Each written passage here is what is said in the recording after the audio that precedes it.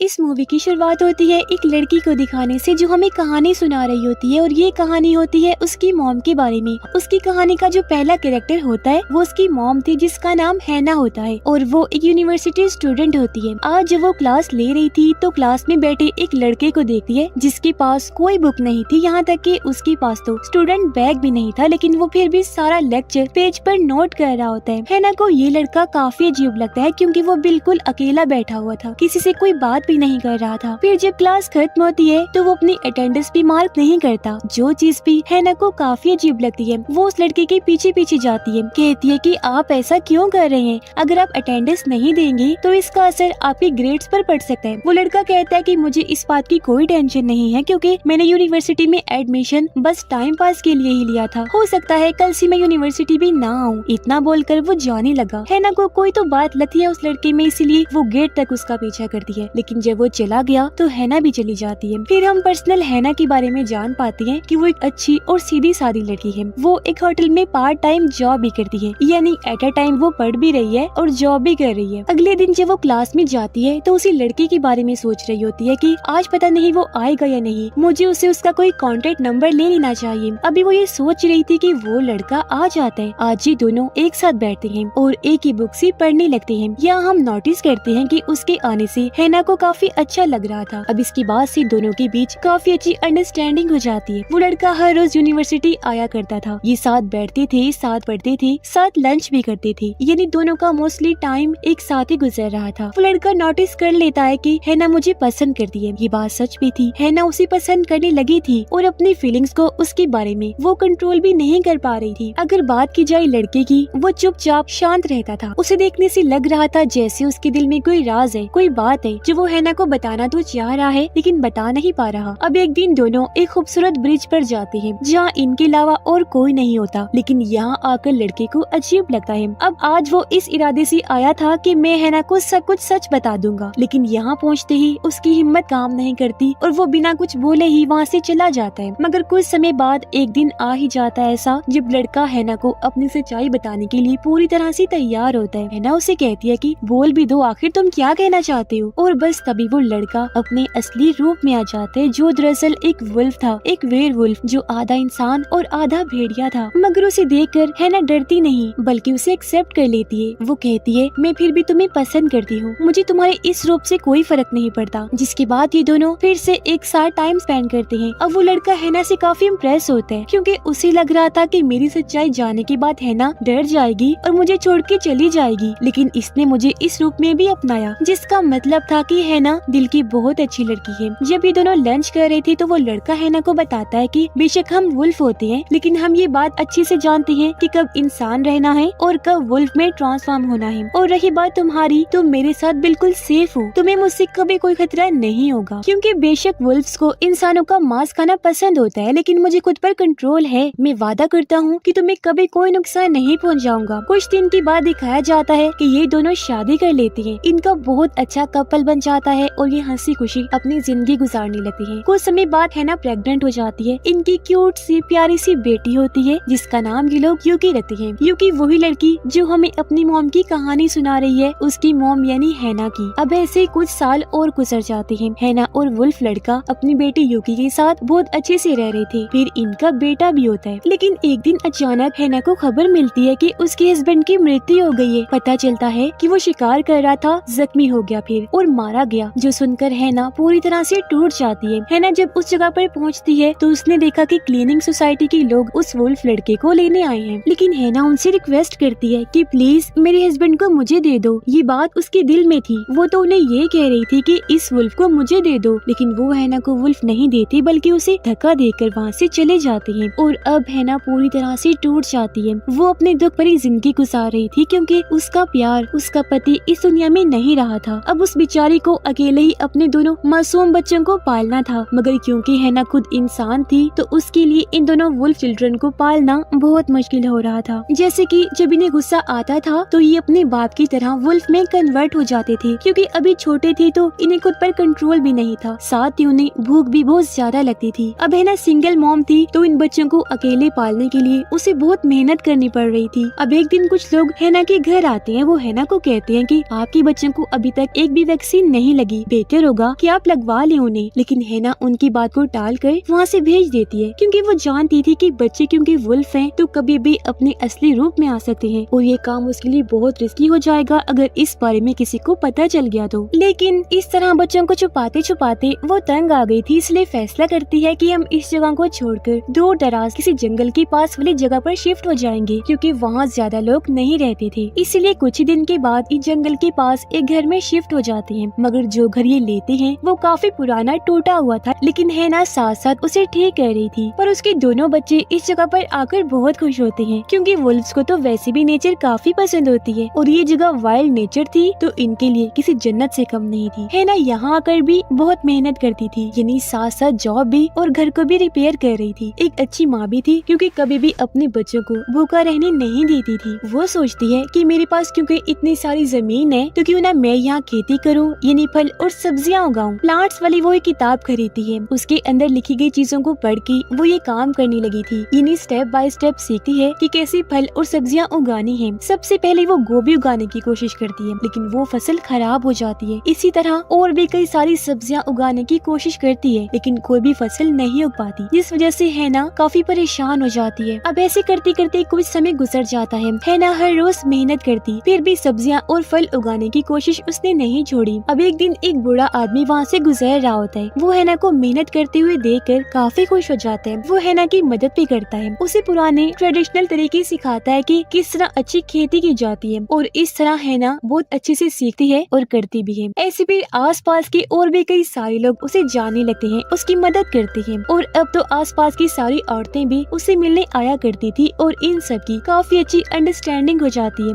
मगर हैना इन्हें कभी भी अपने बच्चों से नहीं मिलवाती थी। उसने बस बताया हुआ था कि मेरे बच्चे हैं, लेकिन कभी मिलवाया नहीं, क्योंकि वो जानती थी कि अगर गलती से भी वो इनके सामने वुल्फ बन गई तो मेरे लिए मसला हो जाएगा। अब वो औरतें हैना को कहती हैं कि तुम किस दौर में जी रही हो, तुमने अपने बच्चों को पढ़ाना नहीं है, उनका स्कूल में एडमिशन करवाओ। हैना कहती है कि नहीं, इसकी जरूरत नहीं है, क्योंकि मैं अपने बच्चों की बहुत अच्छी तरबियत कर रही हूँ। मगर उनकी सारी बातें यूकी और उसके भाई ने सुन ली थी, इसलिए रात के समय यूकी हैना से काफी गुस्से में बात करती है, जिस वजह से वो वुल्फ चिल्ड्रन में बदल गई। वो अपनी मॉम को काफी कहती है, जिद करती है कि मैंने स्कूल जाना है मामा, आप हमें बाहर ही निकलने नहीं देती। अब पहले तो हैना नहीं मानती, लेकिन यूकी की जिद करने पर वो मान जाती है। कहती है, यूकी देखो बेटा, तुम्हें मैं एक शर्त पर स्कूल भेजूंगी, तुम वहाँ कभी गुस्से में नहीं आओगी और ना ही वुल्फ चिल्ड्रन बनोगी। इसके बाद हम देखते हैं कि हैना और बाकी लोगों की मेहनत रंग ले आती है, क्योंकि उनकी फसल उग गई थी। सबसे पहले उगने वाली फसल थी पोटैटो, आलू की, जिसे देखकर तीनों माँ बच्ची बहुत खुश हो जाते हैं। अब हैना इस तरह काम करने लगी थी कि वो ये आलू दूसरे लोगों को देकर उनसे बाकी अनाज लिया करती थी, जैसे कि आटा, चावल और इस तरह बाकी खाने पीने की चीजें। पुराने वक्तों में भी ऐसे हुआ करता था। इसे बार्टर सिस्टम कहते हैं। आप अपनी चीज दूसरों को देकर उनसे कोई चीज ले लेना। अब ऐसे ही इनकी रोजी रोटी चलने लगती है। फिर कुछ दिन के बाद विंटर भी आ जाता है, काफी ज्यादा बर्फबारी होती है। हैना ने अपनी बेटी का भी स्कूल में एडमिशन करवा दिया था। अगले दिन उसका स्कूल का पहला दिन था, इसलिए यूकी काफी खुश और एक्साइटेड लग रही थी। तुरंत स्कूल के लिए निकल जाती है। स्कूल में आकर भी यूकी टीचर के हर सवाल का बहुत अच्छे से जवाब दे रही थी, जिस वजह से वो और भी खुश होती है और हर कोई उसे पसंद करने लगा था। ऐसा लग रहा था जैसे वो काफी लायक और अच्छी स्टूडेंट बनेगी। लेकिन साथ साथ यूकी से बाकी सब बच्चे डर भी रहे होते हैं, क्योंकि उसके शौक, उसके इंटरेस्ट बाकी बच्चों से अलग और खतरनाक किस्म की थी। जाहिर है वो एक वुल्फ चाइल्ड है, वुल्फ की बच्ची। मगर कुछ समय के बाद स्कूल में एक लड़का आता है। ये इकलौता ऐसा लड़का था जो यूकी को पसंद करता, उससे बात करना चाहता था। लेकिन यूकी उससे घबराती थी, क्योंकि उसे लगता था कि ये भी बाकी इंसानों जैसा है, ये भी मुझे छोड़ के चला जाएगा। अब एक दिन जब वो लड़का यूकी से बात करने आता है तो वो उठकर वहाँ से चली जाती है, लेकिन लड़का फिर भी उसके पीछे पीछे चला जाता है, जिस वजह से यूकी को गुस्सा आ जाता है। उसके हाथों पर बाल आने लगे थे, क्योंकि वो वुल्फ में कन्वर्ट हो रही थी। उसके बड़े बड़े पंजे निकल आते हैं और अब वुल्फ चाइल्ड बनते ही वो लड़के के कान पर वार करती है, जिससे वो काफी जख्मी हो जाता है। उसके कान से खून निकलने लगता है। अब ये बात प्रिंसिपल ऑफिस तक चली जाती है कि यूकी ने उस लड़के को जख्मी किया है। लेकिन जब उस लड़के से पूछताछ की जाती है कि कैसे यूकी ने तुम्हारा ये हाल किया, तो वो ये कह देता है कि आप लोग गलत समझ रहे हैं कि मुझे यूकी ने कुछ कहा, बल्कि हम दोनों अकेले एक जगह पर थे कि तभी वहाँ वुल्फ आ गया और उसने मुझ पर हमला किया। यूकी ने तो कुछ भी नहीं किया, वो तो बेकसूर है। ये बात सुनकर यूकी उस लड़के से काफी इम्प्रेस होती है और ये बात उसके दिल पर लगती है कि हालांकि ये मेरी सच्चाई जानता है और मैंने इसे नुकसान भी पहुँचाया, लेकिन इसने फिर भी मेरा साथ दिया, मुझे प्रोटेक्ट किया। इस वजह से वो लड़के पर भरोसा करने लगती है और इनकी दोस्ती हो जाती है। उधर यूकी का भाई जंगल में था कि तभी यहाँ उसकी मॉम हैना भी आ जाती है। वो उससे पूछती है कि बेटा तुम ज्यादातर इधर जंगल में ही रहती हो, मेरा बच्चा तुम क्या करते रहती हो जंगल में। तब वो अपनी मॉम को एक वुल्फ से मिलवाता है और कहता है कि मैं यहाँ इनसे मिलने आता हूँ, हम दोनों दोस्त हैं और मैं इनसे बहुत कुछ सीखता हूँ। अब एक दिन जब यूकी स्कूल जाने की तैयारी कर रही थी तो उसका भाई कहता है कि बहना आज स्कूल मत जाओ क्योंकि बहुत तेज तूफान आने वाला है, लेकिन यूकी उसकी बात नहीं सुनती, वो उल्टा उस पर गुस्सा करने लगती है। अब यूकी के भाई ने ठीक कहा था, आज सच में तूफान आने वाला था और वो खुद भी वुल्फ था